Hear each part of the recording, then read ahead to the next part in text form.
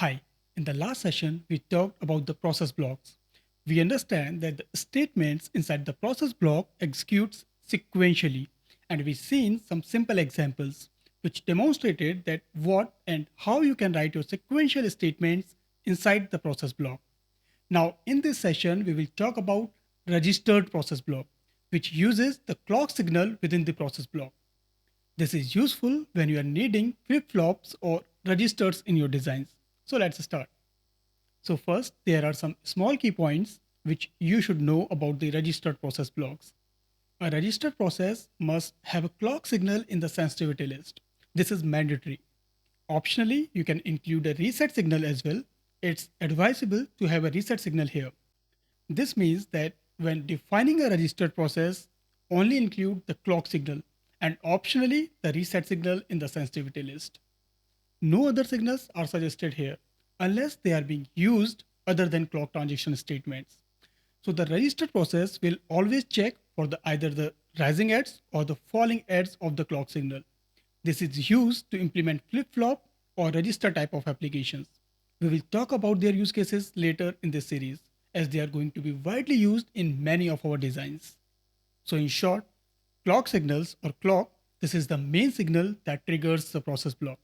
Next is reset signal or reset. This is an optional signal which can be used to initialize or reset the process. Next is the rising edge or falling edge. The process checks for the rising edge or the falling edge transition of the clock signal to perform any operation. Now let's create a simple flip-flop circuit with the registered process block now. So first let's understand the requirement. So we have this D flip-flop and the input of our flip-flop is connected to signal D in.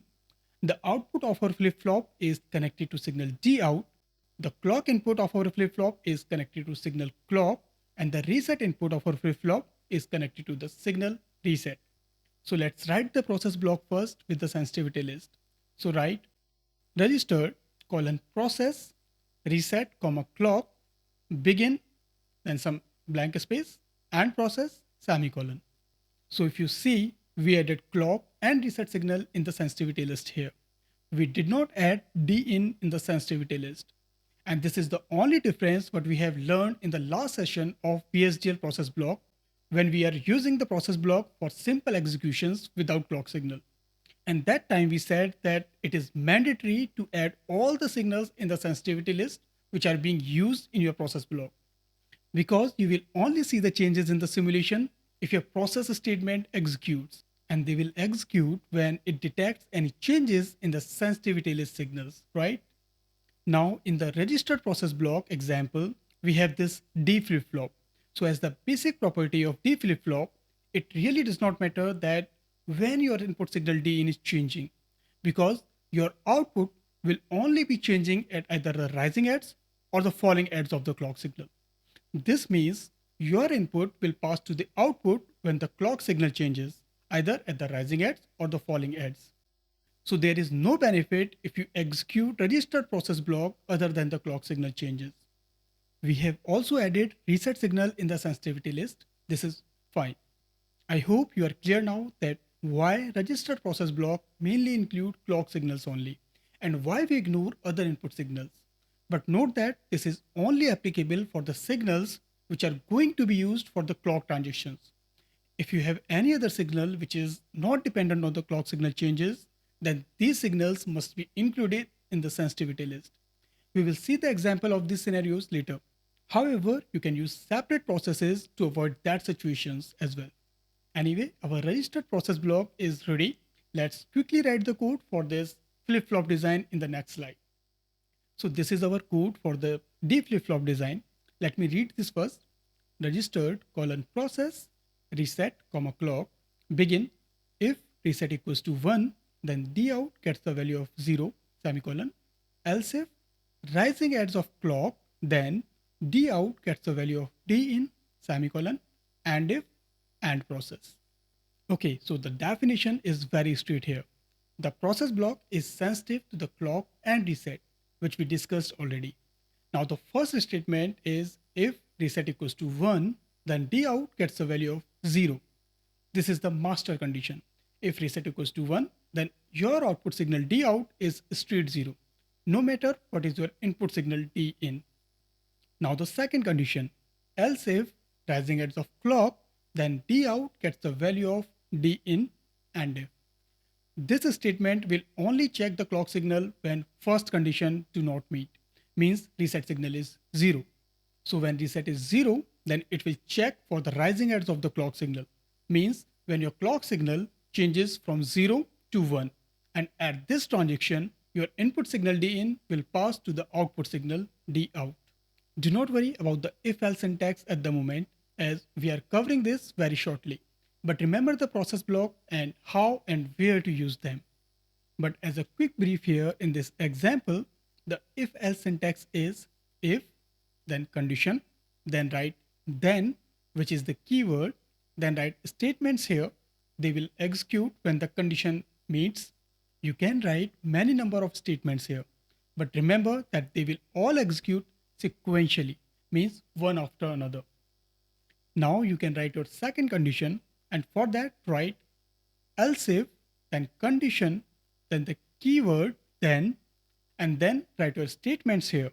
Again, you can write as many statements as you need it, but remember these statements will only execute when the first condition did not meet and the second condition meets. Note that if your first condition meets, then these statements will not execute, even if your second condition meets also. So remember that.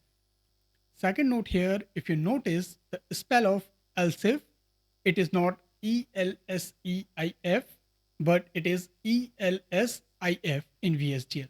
So please remember this, as this is very common mistake happens with the beginners. Although your tool will tell you the error if you mistakenly used else if wrongly, but still you should remember this. And in the last, you need to end your if statement. So for that, you need to use and if semicolon. We will talk about them in detail separately, so we are not going in deep at the moment. Now coming back to our topic. So the most important keynote here with the process block is that this kind of process creates a flip-flop. A registered process must have a clock signal and optionally a reset signal in the sensitivity list, but nothing else. The registered process must include a statement checking for the rising edge or the falling edge of the clock signal.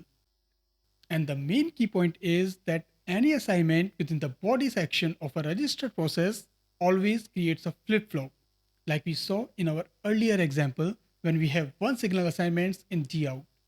Now let's make this little complex and assume that now you need to use 3 assignments for 3 output signals for the rising edge or the falling edge of the clock signal.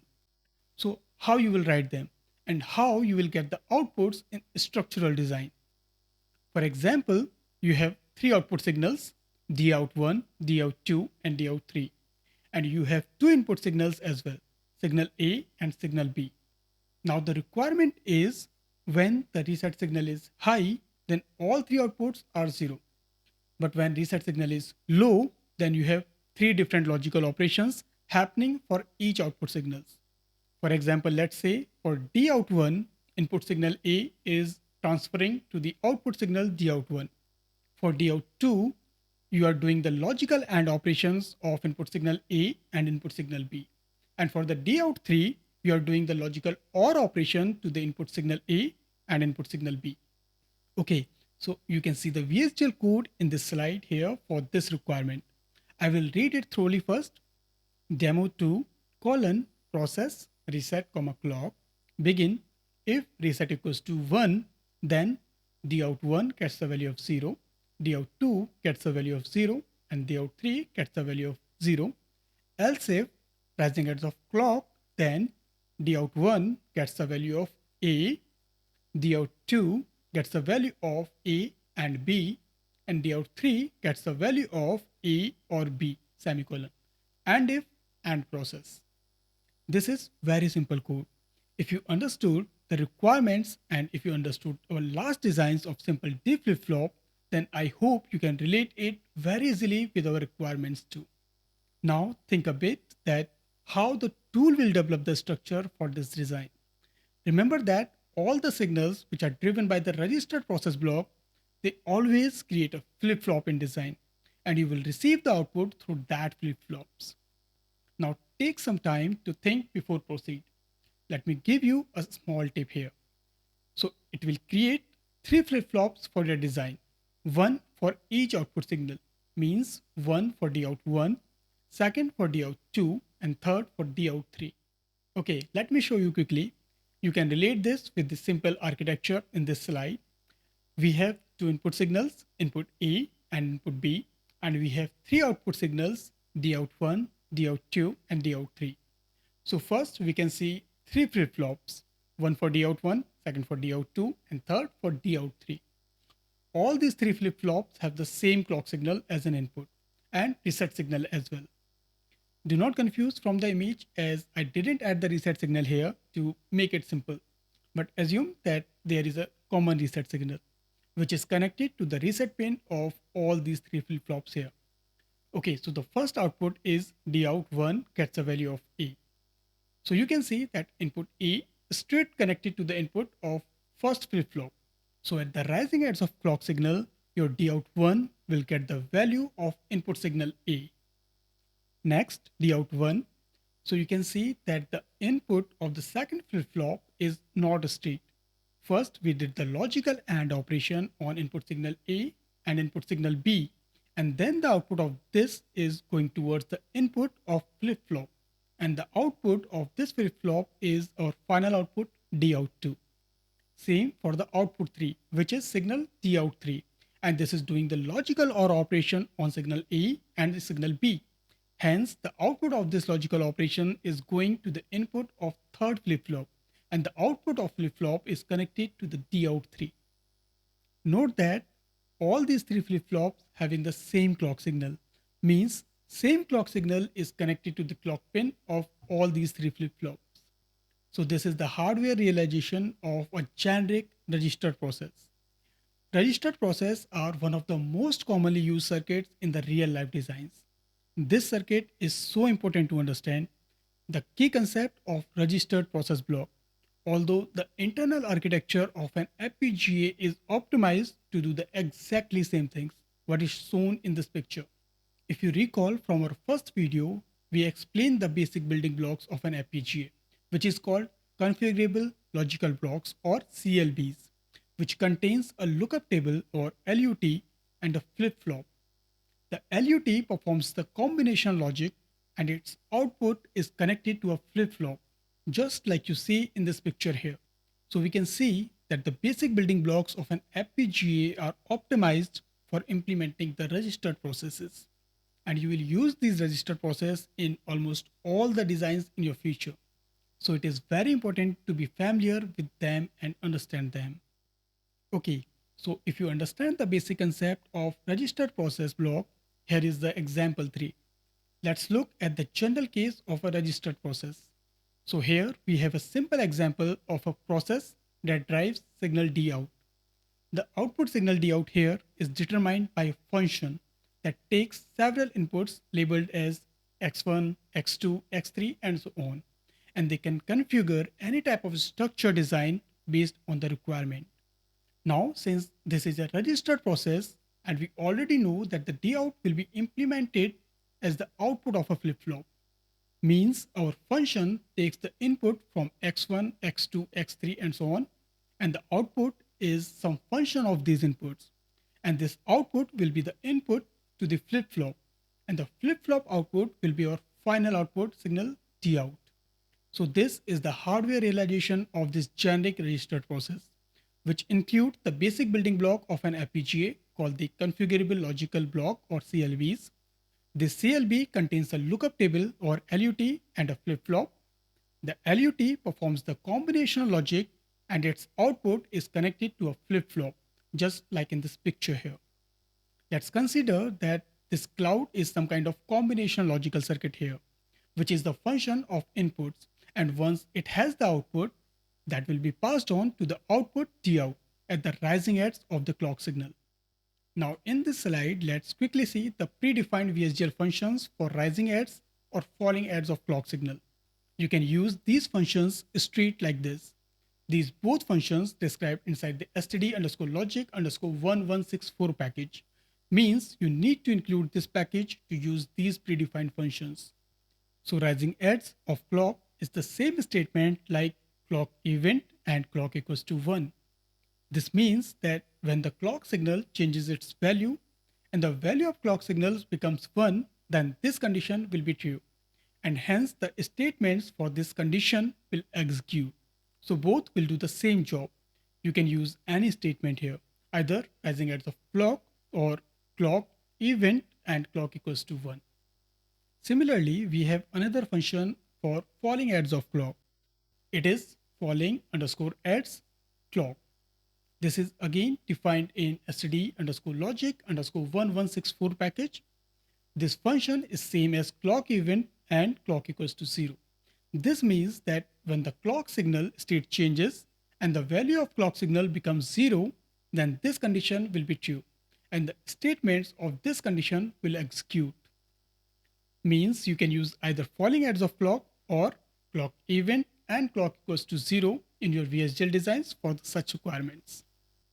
Note that the output of conditions are always boolean. So either the condition will be true or it will be false. And based on that, your statements will execute inside the conditional statements. Okay, so that's it for today. This was a quite long session, but this concept is very important to understand as this is going to be widely used in your designs. In the next session, we will be talking about one of the widely used conditional feature in VHDL, that is if else. So stay tuned for the updates. If you did not subscribe till now, then please do subscribe to learn and grow community for regular updates. If this video is informative, then please like this video, comment on video, and don't forget to share. Thank you for watching.